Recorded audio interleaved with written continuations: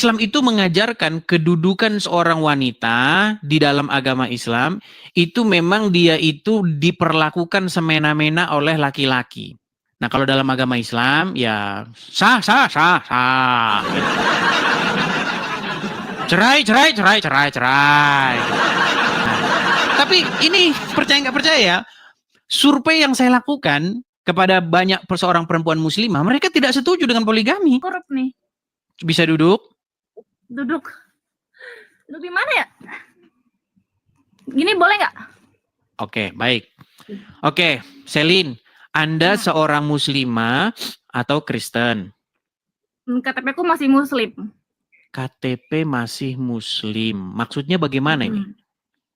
Iya, dulu waktu aku kecil aku muslim. Terus mulai tahun 2017 tuh aku udah nyari-nyari perbedaan itu, terus aku jadi sekarang lebih percaya ke Kristen ya. Lagi itu karena diri aku sendiri, bukan karena orang lain. Baik. Kita tes dulu gini, Selin. Di tempat saya ini terlalu banyak orang yang sudah keluar meninggalkan agama Islam. Tetapi orang-orang Islam tuh bilangnya begini, itu memang dari kecil sudah oten, nyamar, pura-pura, menyaru, begitu berbohong. Kita mau bukti nih, karena bukti bahwa seseorang itu muslim adalah dia bisa membunyikan huruf-huruf Arab. Coba, ketika kamu muslim dulu, bisa nggak kamu ingat-ingat bagaimana kamu ketika membaca Al-Quran? Atau gini, berapa lama sudah meninggalkan agama Islam? Dari tahun 2017. 2017, berarti sekitar 8 tahun yang lalu ya. Belum lama sebenarnya. Oke, coba bisakah kami mendengar jika kamu memang seorang muslimah dulu, bacaan-bacaan sholat, ayat-ayat apa begitu? Al-Ikhlas ya. Coba silakan. Bismillahirrahmanirrahim. Qul huwallahu ahad, Allahu somad, lam yalid walam yulad, walam yakul lahu kufuwan ahad. Oke, coba yang lain. Al-Fatihah. Silakan Al-Fatihah. Alhamdulillahirabbil alamin, arrahmanirrahim, maliki yaumiddin, iyyaka na'budu wa iyyaka nasta'in, ihdinas siratal mustaqim, siratal ladzina an'amta 'alaihim ghairil maghdubi 'alaihim waladdallin. Amin. Oke, salah ini muslim, sah. Oke, silakan. Selin, sampaikan apa jalan ceritanya bagaimana biar kami tahu. Silakan. Dulu tuh waktu aku kecil kan aku sering ditanamkan sama orang tua itu, kamu tuh harus rajin sholat, harus rajin ngaji. Terus kalau misalkan kamu nggak kayak gitu nanti kamu masuk neraka gitu. Terus kalau misalkan ada bude apa saudara nih tiba-tiba nyetel TV, ada yang lagi ibadah tuh di gereja kan suka ada TV tuh channel kayak gitu lagi nyanyi ya. Acara apa itu pada waktu itu? Acara apa ya, kayak di gereja gitu, ada acara tempat tapi ibadahnya di lapangan gitu. Oh, RCTI terus atau aku apa? Tuh dilarang. Kenapa? RCTI atau apa? Karena setahu saya satu-satunya TV yang nyiarin ajaran agama Kristen itu kalau nggak salah waktu itu RCTI doang. Aku nggak ingat soalnya itu aku masih kelas 1 SD gitu. Oh, yang masuk TV itu ya pendeta-pendeta Kristen yang masuk TV itu ada Pak Gilbert Lumoindong, ada Philip Mantopa, kemudian ada siapa lagi? Kalau zaman dulu masih zamannya Pak Gilbert dulu, masih yang di TV. Masih rambutnya masih model zaman-zaman saya masih kecil juga itu, masih SD. Gitu kan? Yang kamu tonton siapa waktu itu? Pak Niko juga ada. Nggak ingat, pokoknya Oke, baik, nggak apa-apa, teruskan. Saya cuma pengen detailnya aja. Oke, terus lanjut. Ya, terus langsung suruh ganti gitu, matiin, jangan nonton itu. Terus langsung diganti berita gitu. Jadi aku pas udah gede tuh mikir, kenapa sih keluarga tuh selalu kayak benci banget sama hal-hal kayak gitu. Gitu.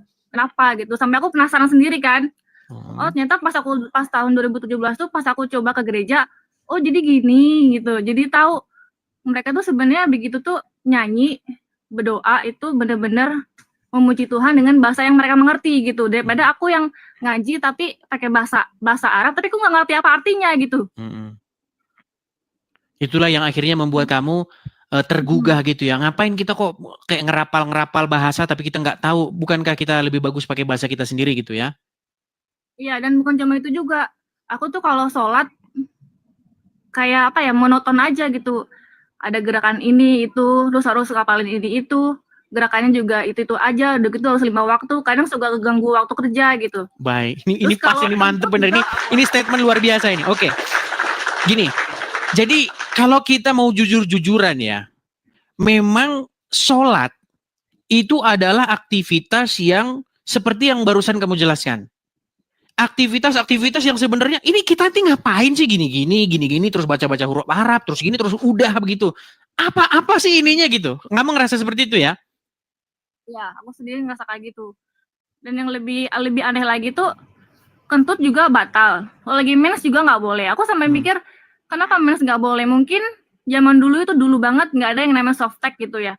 Jadi takut kemana-mana darahnya, makanya dilarang gitu sholat lagi mens gitu. Mungkin kalau sekarang kan udah modern ya, udah ada softtek bla bla bla gitu kan. Ya masa kayak gitu aja nggak boleh? Padahal aku aja di gereja kentut lagi mens juga nggak masalah gitu.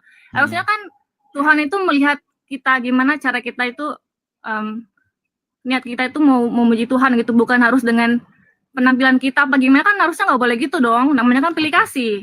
Oke. Baik, jadi intinya apa kebiasaan-kebiasaan dalam agama Islam yang apa namanya hafal-hafalan, terus gerakan-gerakan begini, gerakan begitu, akhirnya membuat kamu itu ngerasa meaningless begitu ya, kayak nggak ada artinya begitu ya? Iya. Oke, Monoton hanya aja gitu kalau ritual-ritual sholat. jasmaniah begitu ya? Sering nangis aku tuh kalau sholat nggak tahu nangisin apa ya, kayak nggak dihibur aja gitu. Tapi pas habis dari gereja itu datang aku disambut shalom gitu, bener-bener kayak keluarga gitu. Ditanyain mau penyembah kitab enggak gitu. Terus nyanyi-nyanyi. Oke, dengan bahasa yang aku kapan nggak itu ngerti. terjadi? Kapan kamu mulai pindah dari Islam ke Kristen? 2017. 2017. Oke. Makasih Bang Tobias. Jadi setelah itu yang terjadi dari 2017 sampai sekarang bagaimana? Ya beda aja, tapi ya sekarang karena aku mulai beda kepercayaan, teman-temanku juga nggak kayak gimana ya, ada yang nggak setuju, ada yang setuju gitu, kebanyakan sih nggak sejalan. Tapi susah kalau mau maksain mereka untuk ngertiin aku, susah karena mereka juga dari kecil tuh kayaknya mereka ditanamkan begini suci, orang agama Islam tuh suci, jadi susah. Itu memang harus dari diri sendiri gitu, nggak bisa kita ngasih tahu gitu. Oke, baik. Ada sesuatu yang tertanam, pola pikir yang tertanam di dalam pikiran mereka bahwa Islam itu sedemikian rupa, kalau sholat harus bahasa Arab dan lain sebagainya. Iya, baik. Padahal kalau kita membaca Al-Quran, makasih Bang Tobias, makasih Bang. Kalau kita membaca Al-Quran, tidak ada di dalam Al-Quran itu perintah untuk sholat pakai bahasa Arab. Bahkan di dalam Al-Quran, janganlah kamu mendekati sholat dalam keadaan mabuk hingga kamu mengerti apa yang kamu ucapkan. Begitu. Jadi sholat itu dia harus tahu apa yang dia ucapkan. Kalau dia tidak mengerti apa yang dia ucapkan, dia seperti orang yang mabuk. Kalau orang mabuk itu kan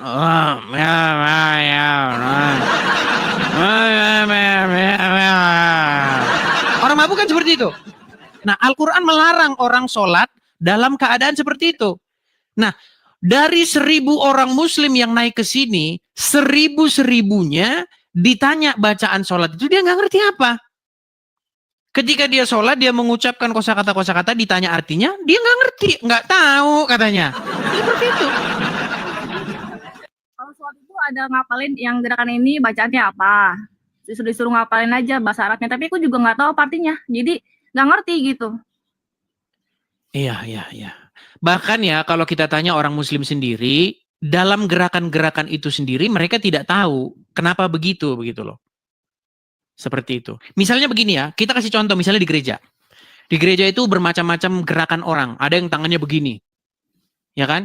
Ketika tangannya begini, itu kan lambangnya apa? Artinya dia menerima berkat dari surga, meminta supaya dari surga itu turun rahmat, berkat, ya kan, mujizat daripada surga. Betul? Makanya posisinya begini, posisi ingin menerima, betul? Nah, ketika muslim melakukan gerakan-gerakan sholat, begini contohnya, begini. Ini gerakan apa ini? Saya tanya orang muslim, saya pernah nanya dia. Kalau begini maksudnya apa? Artinya kata dia, oh itu supaya bebannya terlempar ke belakang. Bebannya terlempar ke belakang, begitu kan? Terus Beban terlempar ke belakang. Ini ngarang dari mana? Sebenarnya mereka juga nggak tahu jawabannya, cuma mereka juga bingung gimana caranya ngebela agama mereka gitu, karena mereka sendiri nggak tahu itu juga aturan dari mana berdoa kayak gitu caranya gitu. Kalau menurut Iya. aku sih gitu. Iya, makanya seperti saya katakan ya. Artinya ketika seseorang itu ditanya tentang agama Islam, kenapa begini, kenapa begitu, banyak, ya saya nggak bisa katakan semua ya, tapi gimana saya nggak bisa katakan semuanya? Masalahnya semuanya penjelasannya membuat saya menyimpulkan bahwa memang orang Islam nggak ngerti apa itu, kenapa dia begitu gitu loh. Tangannya begini-begini, kenapa tangannya begini, dan tidak boleh lebih dari lutut, harus sejajar sama lututnya. Terus habis itu tangannya begini, kenapa harus begini? Seperti itu. Dan banyak hal lah sebenarnya, gerakan-gerakan seperti itu yang ya orang Islam sendiri kalau ditanya ya memang udah begitu, dari mau gimana? Seperti itu. Dari kecil mereka udah diajarin suruh sholat, tapi mereka nggak tahu yang mereka pikir ya itu udah kewajiban mereka gitu. Tapi asal usulnya mereka juga nggak tahu kenapa harus begitu cara berdoanya. Oke. Oke, hanya itu. Selin, ada lagi yang mau disampaikan? Nanya nih, Mas Edi. Apa itu? Mau nanya. Ya. Katanya kalau kan aku belum nikah ya. Mm-mm. Aku bingung nih kenapa sih kalau suami istri di entah itu agama Islam dong apa gimana nggak ngerti. Kalau misalnya suaminya itu selingkuh, terus kita tahu nih kita punya bukti, kita nggak bisa ceraiin suami gitu, harus ke pengadilan. Tapi kalau laki-laki cuma ngomong talak doang langsung cerai, emang gitu? Kenapa sih? Iya, Jadi kayak karena di dalam agama Islam, rendah banget, kayak nggak dihargai banget perempuan tuh. Makanya aku takut. Sama sekarang aku belum nikah takut. baik begini. Ya, di dalam agama Islam, memang laki-laki itu diibaratnya perempuan itu seperti ladang di dalam agama Islam. Jadi yang bebas kamu datangi kapanpun, sesuka hati kamu. Nah, sementara ya, intinya begini, Islam itu mengajarkan kedudukan seorang wanita di dalam agama Islam itu memang dia itu diperlakukan semena-mena oleh laki-laki. Contoh seperti yang kamu katakan tadi, kita kalau mau menceraikan perempuan tinggal talak saja. Talak 1, talak 2, talak 3 biasanya seperti itu. Talak doang bisa cerai. Iya, kamu saya ceraikan. Ya udah, selesai. Bahkan di dalam agama Islam itu dibolehkan untuk memukul seorang perempuan, memukul istri. Tuh dengerin. Iya, memang ada itu ayatnya dalam Al-Quran. Boleh perempuan-perempuan yang kamu khawatirkan nusyusnya, maka pisahkan ranjang. Jadi pisah ranjang, kurunglah mereka dalam kamar dan pukullah mereka. Seperti itu. Nah, kalau di dalam agama Kristen, wanita itu adalah seorang penolong yang sepadan dengan laki-laki. Seperti itu. Jadi, perempuan itu penolong laki-laki dan sepadan dengan laki-laki. Dan di dalam sebuah rumah tangga, kalau di dalam ajaran agama Kristen, laki-laki itu diwajibkan untuk mengasihi istrinya. Sebagaimana Kristus juga telah mengasihi jemaat dan telah memberikan nyawanya. Seperti itu. Nah, tidak diperkenankan laki-laki itu untuk berbuat kasar kepada istrinya. Beda dengan ajaran agama Islam. Kalau dalam agama Islam, mukul, boleh mukul. Emang boleh. Ajaran Islam itu. Bahkan Muhammad sendiri itu tercatat pernah mukul istrinya. Nah, banyak orang-orang Islam awam itu nggak ngerti ini. Begitu. Nah, makanya di dalam ajaran agama Kristen, pernikahan itu adalah sesuatu yang sakral. Pernikahan itu adalah sesuatu yang memang dilakukan untuk sekali seumur hidup sampai maut memisahkan. Itu yang diajarkan dalam ajaran agama Kristen. Makanya makanya dalam agama Kristen ada yang namanya pranikah. Biasanya sebelum orang menikah itu ada yang namanya pengertian sekolah pranikah dulu. Walaupun bukan sekolah sih namanya, tapi artinya satu pemahaman sebelum seseorang itu masuk ke dalam pernikahan. Seperti itu.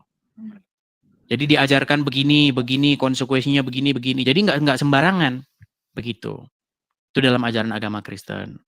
Nah, kalau dalam agama Islam ya sah. Gitu. Cerai. Ya beda, memang beda seperti itu. Jadi kalau saya sarankan kepada Selin, kalau memang benar-benar mau menikah, itu betul-betul harus mengerti lawan ini kita calon kita itu seperti apa, supaya nanti tidak menyesal seperti itu. Karena kita udah hati-hati memilih saja, ternyata setelah nikah orangnya lain, gitu. Iya. Seperti itu. Mungkin ada yang mau disampaikan lagi, Selin?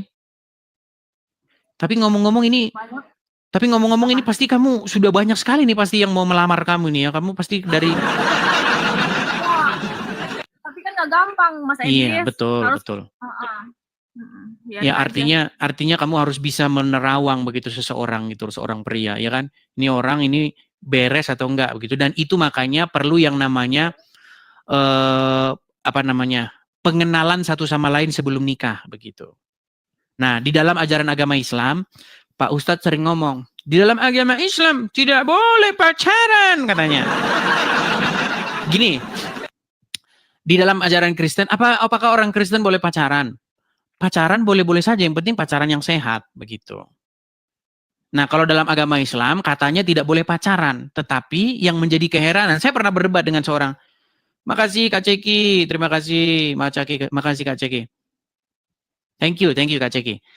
Di dalam ajaran agama Islam, pada waktu itu lawan debat saya di Facebook, waktu itu zaman-zaman masih belum ada TikTok, dia bilang begini, lihat tuh orang Kristen pacaran. Pacaran kalau sehat nggak masalah. Pacaran yang sehat, ada batas-batasnya, mengenal satu sama lain, mengenal karakter satu sama lain. Nah, kalau dalam agama Islam nggak boleh pacaran, kata dia. Saya bilang, kalau tidak boleh pacaran, kenapa Allah menempatkan Adam bersama dengan wanita padahal belum nikah? Berarti justru inisiasi pacaran itu dari Allah. Nah, itu panjang lebar debat kami pada waktu itu. Nah, karena orang Islam sendiri bingung dia. Apakah Adam dan Hawa itu ketika ditempatkan di Taman Eden itu, mereka menikah atau tidak? Sampai sekarang orang Islam nggak ketemu jawabannya. Apakah Adam dan Hawa di dalam Al-Quran itu berzina? Apakah dia memang menikah? Karena tidak ada dalam Al-Quran Allah itu menikahkan Adam dan Hawa. Tapi dalam Bible, ketika Tuhan menciptakan perempuan, ya kan, apa firman Tuhan? Beranak cuculah dan berkembang biaklah dan penuhilah bumi. Jadi beranak cuculah, berkembang biaklah, itu perintah Tuhan. Nah, di dalam Al-Quran, nampaknya, karena orang Muslim juga kebingungan, Adam dan Hawa itu berzina di dalam Al-Quran itu. Makanya kesimpulannya memang, ya nanti kalau saya ngomong penistaan agama itu, ya intinya ya si Juma itu ya anak zina. Gitu. Seperti itu. Juma, Nandar, dan kawan-kawan, menurut Al-Quran mereka itu adalah anak-anak zina. Karena Adam dan Hawa dalam Al-Quran tidak pernah nikah alias berzina. Begitu. Ya, aku juga takut di poligami, Mas Edis, kalau nikah Muslim itu. Kalau dalam Muslim wajib. Nanti kamu kalau tidak dipoligami, nanti kamu susah masuk surga. Kalau dalam agama Islam, istri yang mengizinkan suaminya kawin lagi, maka pintu surga akan dibuka selebar-lebarnya. Nah, bagi muslim-muslim yang cerdas, itu akal-akalanmu aja itu. Itu bagi muslimah yang sudah mulai berpikir seperti itu. Ya, waktu itu juga aku mau cerita nih Mas Edis ya. Silakan. Kan aku punya kenalan tuh. Teman sih. Ya. Teman kok, tapi dia tuh udah punya istri. Nah, terus beberapa kali ketemu sama teman-teman, terus tiba-tiba dia nawarin gini, kamu mau nggak nikah sama aku tapi jadi yang kedua? Hah? Kamu kan udah punya istri, aku bilang gitu. Ya emang kenapa gini. Ya pokoknya singkat cerita, dia bilang gini, di dunia ini itu yang paling banyak itu perempuan, bukan laki-laki. Survei jadi, dari mana? Makanya kenapa? Survei dari mana? Nah, itu dia yang mengklaim sendiri. Jadi makanya kenapa laki-laki itu harus menikahi lebih dari satu perempuan, kata dia. Terus menurut kamu kalau misalkan lebih banyak perempuan, kamu harus nikah lebih dari satu gitu? emang istri kamu nggak apa-apa? Istri saya nggak apa-apa, dia ngizinin kok. Hah? Kamu gila, kamu sakit ya? Gue bilang, kamu jangan gitu, itu namanya kamu menyakiti hati perempuan, gue bilang gitu. Di situ aku berantem sama dia gara-gara aku nggak setuju dia mau nikah lagi, tapi dia nggak kasihan sama istri dia gitu. Iya. Tapi dia tetap aja kekeh, dia merasa opini dia tuh bener dengan ajaran dia, kali nggak ngerti juga. Tapi gimana ya, masa dia nggak punya perasaan sih? Dulu dia nikahin istrinya pakai cinta, pakai sayang, tapi sekarang dia malah kayak gitu. Jadi kayak nggak menghargai perempuan banget gitu loh. Aku udah Iya. bilang sama dia sampai aku berantem, kamu jangan kayak gitu, kasihin istri kamu. Walaupun dia bilang nggak apa-apa, tapi kamu nggak tahu gimana perasaan dia, aku bilang gitu. Sakit tahu hati dia. Iya, itu seperti yang dialami oleh istrinya Agim. Teteh, siapa namanya? Teteh siapa? Istrinya Agim kan seperti itu. Agim kan nikah lagi pada waktu itu kan. Akhirnya cerai dengan istrinya, tapi akhirnya kembali lagi rujuk seperti itu. Ya, Arman Maulana, tahu kan Arman Maulana vokalisnya Gigi? Tahu kan? Dia itu seorang muslim, tetapi dia saja tahu seperti itu bahwa memperlakukan wanita seperti itu akan menyakitkan. Kan ada liriknya itu. Berawal dari Facebook baruku, kau datang dengan cara tiba-tiba, kan?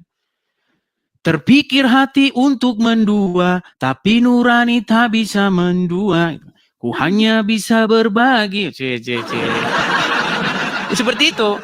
Artinya memang hati nurani itu memang tidak bisa dibodohi begitu. Ya kan? Artinya itu pasti akan membuat hati istrinya itu pasti ya sakit lah seperti itu. Nah, bagaimana mungkin di dalam ajaran agama Islam itu mengajarkan yang demikian? Bahkan disunahkan itu sunnah, ya kan? Sunnah kalau menikah lebih daripada satu itu justru mengikuti Muhammad. Tapi ini percaya nggak percaya, survei yang saya lakukan kepada banyak seorang perempuan muslimah, mereka tidak setuju dengan poligami. Seperti itu. Jadi memang ya hati nurani sendirilah memutuskan Islam itu menurut Anda pantas nggak diikuti gitu aja. Kadang-kadang kita nggak usah jauh panjang lebar kali tinggi bahas kemana-mana, tapi nggak ini. Yang sederhana-sederhana saja lah. Islam itu kan mengajarkan begini, ya kan? Dan lain sebagainya seperti itu. Iya Mas Edes, kasihan aja gitu yang mau dipoligami. Cuman karena dijanjiin surga atau gimana nggak ngerti. Ya katanya istri yang mengizinkan suaminya kawin lagi, maka pintu surga akan terbuka lebar. Kalau perempuan juga nggak mau lah diduain, nggak masuk akal banget. Ya kadang-kadang kalau kita berpikir ya bisa jadi itu ya cuman karang-karangannya yang nulis hadis itu aja gitu. Kalau dia emang dari kecil udah agamis, udah ditanamkan seperti itu ya susah. Dia percaya aja gitu. Iya. Oke, hanya itu. Selin, ada lagi yang mau disampaikan? Banyak sih cerita tapi udahlah, kasihin yang lain dulu, kasih dia naik dulu, Merin. Oke. Habis ini banyak yang info kamu tuh. Habis ini banyak yang info kamu aja kenalan tuh pasti. Oke, terima kasih Selin, saya turunkan. Terima kasih Selin, saya turunkan.